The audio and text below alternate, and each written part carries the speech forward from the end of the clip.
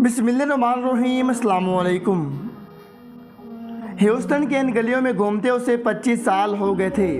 इन 25 सालों में वो एक बार भी पाकिस्तान नहीं गई थी। हत्ता कि उसका दिल बहुत चाहता था कि वो अपनी माँ की कब्र पर जाए, ज़िंदगी में एक बार तो माँ की कब्र पर खड़े होकर दुआ मांग ले। मगर अगले लम्हे जब पाकिस्तान जाने का सोचती तो आवाम की बेहिसी का सोच कर लरज़ कर रह जाती।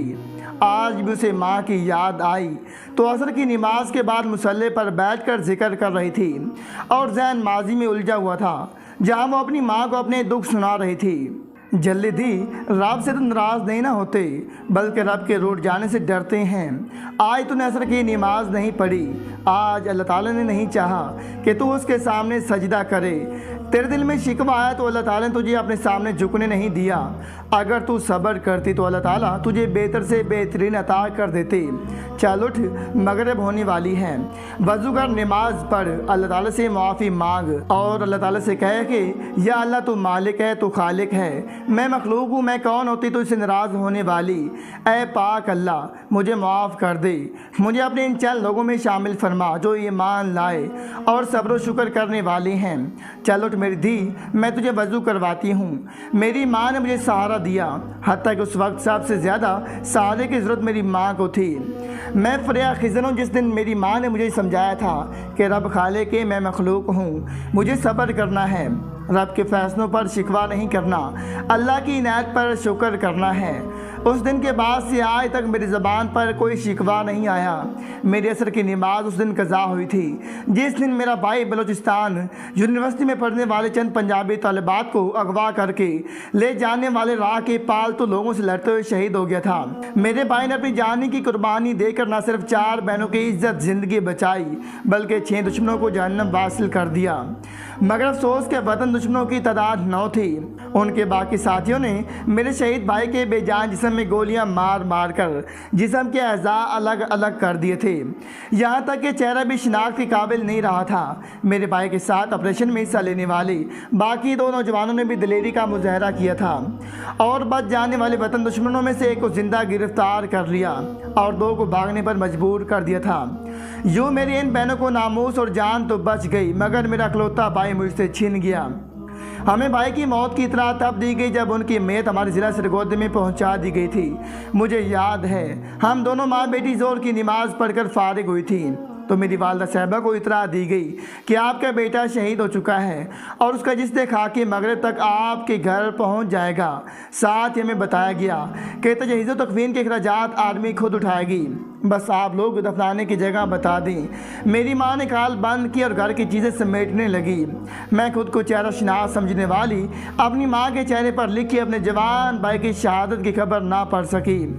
मेरी माँ ने मुझे कहा कि घर बिखरा पड़ा, थोड़ा इसको समेटने में मदद करो। मैंने लापरवाही से कह दिया, अम्मी जान अभी मुझे सोना है, शाम को सेकंड टाइम कर दूंगी, आप भी आराम करें। मैं जाकर बिस्तर पर दराज हो गई। मेरी वालदा साहबा ने सारा घर समेटा और फिर मुझे नींद से उठाकर सीने से लगाया, साथ ही रोने लगी। मैं नादान फिर भी अपनी वालदा की कैफियत ना समझ सकी, यहाँ तक कि मेरी माँ ने रोते हुए मेरे भाई का नाम पुकारा और कहा कि वो शहीद हो गया है। माँ के अल्फाज मेरे पिघला हुआ शीशा थे। ना जाने क्यों ज़िंदगी में पहली और आखिरी बार मुझे माँ के सीने से लगी हुई भी घुटन महसूस होने लगी। मेरी माँ की जगह अगर कोई और शख्स मेरे भाई के दुनिया छोड़ जाने की बात करता तो मैं उसका मुंह नोच लेती, मगर मेरी माँ थी। मैंने माँ को दिलासा दिया और पूछा कि आपको किसने बताया है, कहीं किसी ने मजाक तो नहीं किया, ऐसे कैसे हो सकता है। मेरे भाई ने तो नया कुरान पाक ले रखा है जिसके साए में मुझे रुखसत करेगा, फिर वो खुद कैसे हमेशा के लिए रुखसत हो सकता है। मेरे सवाल सुनकर मेरी माँ की दहाड़ निकल गई। आस पड़ोस की औरतें भी आ गईं। जब उनको हालात का पता चला तो उन्होंने अपने घर को मर्दों को भी बुला भेजा, क्योंकि हमारे घर में आखिरी मर्द मेरा भाई था जो शहीद हो चुका था। वालिद साहब पहले डाकों के हाथों कत्ल हो चुके थे। उन लोगों ने आकर मेरी वालदा साहबा से हकीकत पूछी। तब तक मिलिट्री के कुछ लोग हमारे घर पहुंच चुके थे। उन्होंने कब्र की जगह पूछी तो उन्हें मेरे वालिद साहब के पहलू इस अंदाज से दफनाने का कहा गया कि मेरी वालदा साहबा की और मेरी कब्र की गुंजाइश साथ रह सके, क्योंकि मेरे भाई की वसीयत थी कि अगर वो शहीद हो जाए तो उसके वालिदैन और बहन को उसके करीब दफन किया जाए, ताकि वो रोज़े महशर अपने वालिदैन और बहन की बख्शिश का वसीला बन सके। कब्र की जगह दिखाने के बाद मैं गुमसुम बैठी थी। मेरी वालदा साहबा ख़वातीन को रोने से मना करते हुए कुरान और अलग अलग सिपारे पकड़ा रही थी कि पढ़कर मेरे भाई की रूह को एहसाले सवाब कर दिया जाए। मैं अंदर बैठी सुन रही थी। औरतें बजाय तिलावत कुरान करने के मेरे घर वालों को बुरा भला कह रही थी। कोई कहती इन पर जादू है इसलिए पहले शोर इतनी बुरी मौत मरा, अब बेटे का भी आधा दर्द दफनाना नसीब हुआ। कोई कह रही थी ये कैसी शहादत है, पैसों की एवज मरा है। इनका लड़का इसी चीज़ के लिए पैसे लेता था कि वक्त पड़ने पर जान देगा। यहाँ तक एक खतून कह रही थी कि कोई शहीद नहीं हुआ, किस लड़की के चक्कर में मारा गया है। बहुत सारी ऐसी बातें हैं जो मैं चाहूँ भी तो यहाँ नहीं लिख सकती। मैं चाह कर बिन ख़वातीन को जवाब नहीं दे पाई थी। मुझे अल्लाह ताला से शिकवा हो रहा था कि यार अब मेरा भाई ही क्यों, मेरी माँ का सहारा ही क्यों। खैर नमाज असर का वक्त आया तो मेरी वालदा साहबा ने मुझे नमाज़ पढ़ने के लिए कहा और ख़ुद भी वज़ू करने लगी। मैं नदान जो रब से रूठी बैठी थी, मैंने जानबूझ कर नमाज छोड़ दी और इस एक नमाज के बदले आज भी एक असर कज़ा ज़रूर पढ़ती हूँ। असर के वक्त ही जैसे खाकी आ गया, आर्मी के जवान भी साथ आए। उन्होंने मगरिब से पहले जनाजा करवा कर मेरे भाई को दफना दिया। जनाजे से पहले मेरी माँ को भाई का आखिरी दीदार करने का कहा गया और कुछ फौजी नौजवानों ने सहारा देकर मेरी माँ को मेरे भाई का आखिरी दीदार करवाया। मेरी वाला साहबा ताबूत के अंदर देखते ही बेहोश हो गई। फिर फौजी नौजवानों और मोहल्ले वालों के ला कहने पर भी मैं अपने भाई का आखिरी दीदार करने का हौसला नहीं कर सकी। यूँ मेरे भाई को हमेशा के लिए मेरी वालिद साहब के पहलू में दफना दिया गया।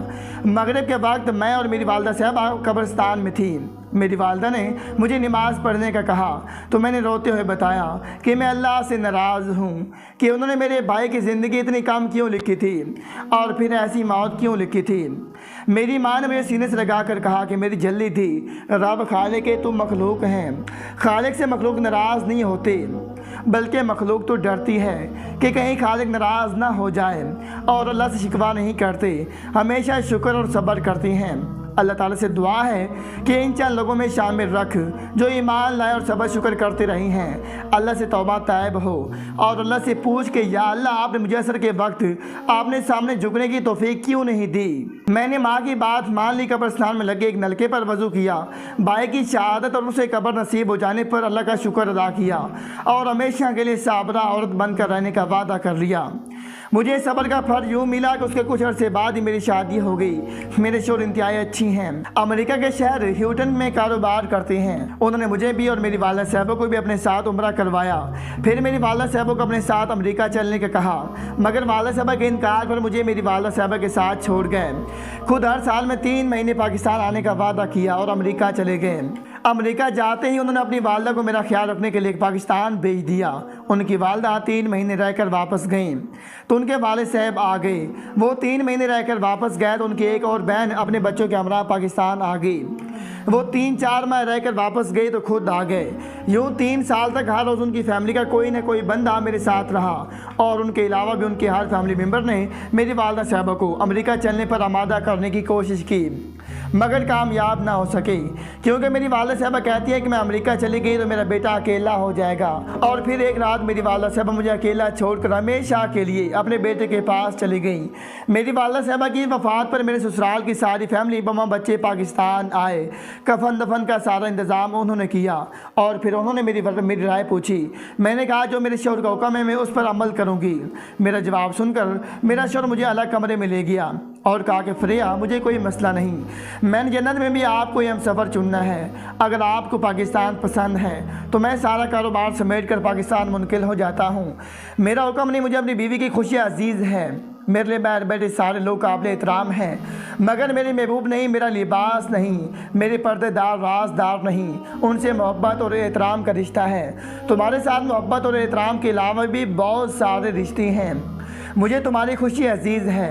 मुझे पाकिस्तान रहना इसलिए नहीं पसंद, यह अजीब सी घुटन है। लोगों के जहन में यहाँ लोग खुद को पारसा और दूसरे को गुनाहगार समझते हैं। अपने शौहर की बातें सुनकर मैं उनके दिल में अपना मकाम देकर मैं रो पड़ी।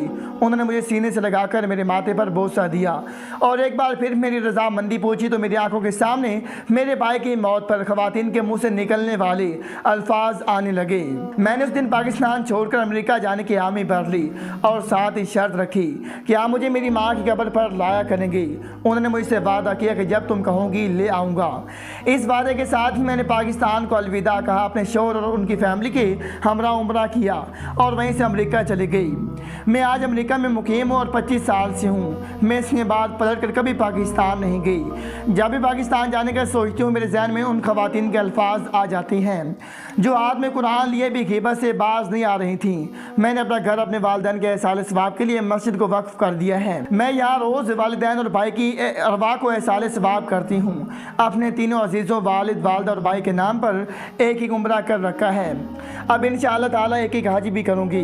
मैं इस वक्त असर की नमाज़ पढ़कर मुसल्ले पर बैठी हूँ। मेरी जवान साला बेटी मेरे गले में बाहें डालकर मुझ पर झुकी हुई है, जबकि मेरा बेटा पाकिस्तान मिलिट्री में सिलेक्ट हो चुका है। आज उसकी पासिंग आउट पीरियड है और मैं नमाज पर बैठी दुआ कर रही हूँ। या अल्लाह, वालिद और भाई के जनाजा उठते देखा है तो सब्र आ गया था। अब शौहर और बेटे को सलामत रखना। शायद उनकी मौत पर मेरे मुंह से सब्र शुक्र के अल्फाज ना निकल सकें, क्योंकि अब मेरी माँ भी दुनिया में नहीं रही जो मुझे समझाएगी कि रब खालिक है और खालिक से नाराज़ नहीं होते। लोग आज भी मुझे बदकिस्मत कहते हैं, मगर अपना जितना कोई नसीब किसी को नहीं समझता। मैं अमेरिकन रियासत शिकागो की एक बड़ी मार्केट में मैं मैनेजर हूँ, जहाँ मुझे हर तीसरे साल में मेरी कंपनी की तरफ से हज या उम्रे पर भेजा जाता है। मेरी तनख्वाह यकीनन सुप्रीम कोर्ट के जज के बराबर होगी, जहाँ शायद मैं पाकिस्तान में रहकर सारी ज़िंदगी भी नहीं पहुँच पाता। ये सब कुछ मेरे अल्लाह ने मुझे मेरे एक ही अमल बल्कि फ़ैसले के वजह से अता किया है। मेरा नाम काजिम खान बलोच है। पाकिस्तान में बलूचिस्तान के ज़िला कोलू की ज़िली अदालत में जज के ओहदे पर फाइज था। बलूचिस्तान मेरा पहला और आखिरी इश्क है, मगर वडेरों, जागीरदारों और सियासी मुफाद परस्तों के अलावा हमारे कौमी इदारों ने मेरे इस इश्क की ज़ात उधेड़ कर रख दी है।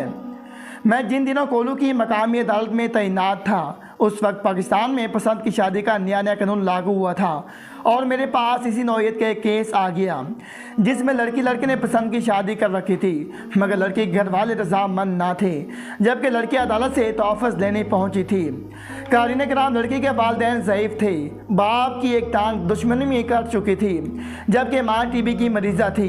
बाप ने अपनी बेटी को वकील बनाने का सोचा और बलूचिस्तान की बेहतरीन यूनिवर्सिटी में तालीम के लिए भिजवा दिया, मगर यूनिवर्सिटी के माहौल को देखते लड़की इसी माहौल में रंग गई और तलीम को बेशरा खैरबाद कहकर कोलू के एक वडेरे जागीरदार के बेटे से दौर जदीद की नाम निहाद मोहब्बत की शादी कर ली। लड़के के इस फैसले ने उसके वालिदैन को बिरादरी में मुंह दिखाने का ना छोड़ा, लिहाजा वालिदैन ने कानून का दरवाज़ा खटखटाया, बताया कि हमारी बेटी को बहला फिसला कर शादी की गई है। दूसरी तरफ लड़की ने बयान दिया कि उसने बिना किसी दबाव के अपनी मर्जी के साथ शादी की है। लड़के का बयान सुनकर उसके वालिद साहब ने अपनी पगड़ी उतार कर अपनी बेटी के कदमों में रखी। माँ ने अपना दुपट्टा अपनी बेटी के कदमों में रखा और उसे समझाया कि बेटा या वडेरे गरीब की बच्चियों से शादी नहीं करते, बस दिल बहलाती हैं। जब दिल बहल जाता है अपने चेले को आगे डाल देती हैं। मगर लड़की ने वालिदैन की बात ना मानी और उनकी पगड़ी दुपट्टे को पैरों तले रोनते हुए महबूब के साथ जाने का फैसला सुना दिया। लड़की की तरफ से नाउमीद होने के बाद लड़की का वालिद लाठियां टेकते हुए मेरे पास आया और मेरे सामने अपनी पगड़ी रखी। लड़की की माँ मेरे सामने ज़मीन पर बैठ गई क्योंकि उसमें खड़े होने की सिक्कर नहीं रही थी और दोनों ने मुझे मुखातिब करते हुए कहा कि बेटे तुम इस जालिम का साथ ना देना। ये एक ऐसा कानून है जो औलाद को वालिदैन के सामने लाकर खड़ा कर देता है। बेटा हमारी बेटी नादान है, उसे समझाओ कि ये दरिंदा है, इसे कहीं का नहीं छोड़ेगा। लड़की के वालिदैन की हालत देखकर मेरे दिल पसीज गया, मगर लड़की को वालिदैन पर ज़रा भी तरस ना आया। कानूनी तौर पर फैसला मुझे लड़की के हक़ में देना था, मगर मेरा हौसला ना पड़ा और मैंने आने वाले कल की तारीख दे दी। मैं सारी रात चैन से ना सो सका। सारी रात मेरे सामने ज़मीन पर हाथ जोड़े बैठी हुई लड़की की माँ और लाठियों के सहारे चलता हुआ लड़की का बाप आता रहा, मुझे अल्तिजाएं करता रहा, यहाँ तक कि वक़्त तहज्जुद हो गया। मैं उठा, वज़ू के नवाफिल अदा किए, यहाँ तक कि फ़जर होगी। मैंने फ़जर की नमाज अदा की, तिलावत कुरान पाक की, मगर दिल बेकरार रहा, यहाँ तक कि मस्जिद में से घर वापस आ गया। घर वापस आकर मैं अपना इस्तीफ़ा तहरीर किया और मुतल्लिका शख्स के हवाले करके हमेशा अगले नौकरी को खैराबाद कह दिया, क्योंकि वालिदैन से औलाद को छीन कर किसी गैर को देने का हौसला मुझ में नहीं था। मेरे इस्तीफ़े का सुनकर सब लोग मेरे फैसले के खिलाफ हो गए थे, मुझे बुरा भला कहने लगे, यहाँ तक कि मेरी बीवी मुझे छोड़ कर चली गई और मुझसे तलाक ले ली। मगर इस्तीफ़ा देने के बाद मेरे दिल को जो सुकून मिला वो पहले कभी ज़िंदगी में नहीं मिला था। लिहाजा मैं अपने फैसले पर अटल रहा। जब मेरे सारे रिश्तेदार और दोस्त मुझे छोड़ गए तो मुझे पता चला कि वो सब मेरे नहीं, मेरे ओहदे के ताल्लुक़ वाले थे। मैंने पाकिस्तान को खैराबाद कहा और अमेरिका आ गया। यहाँ मैंने एक मार्केट में सेलमैन का काम शुरू किया और आज अल्हम्दुलिल्लाह इस मार्केट का मैनेजर हूँ। मेरी मार्केट की ब्रांचेस पूरे शिकागो में फैली हुई हैं और इन सब का मैनेजर मैं हूँ। आज मेरी कमाई एक सुप्रीम कोर्ट जस्टिस के बराबर है और अल्हम्दुलिल्लाह इज़्ज़त शायद इनसे भी ज़्यादा है।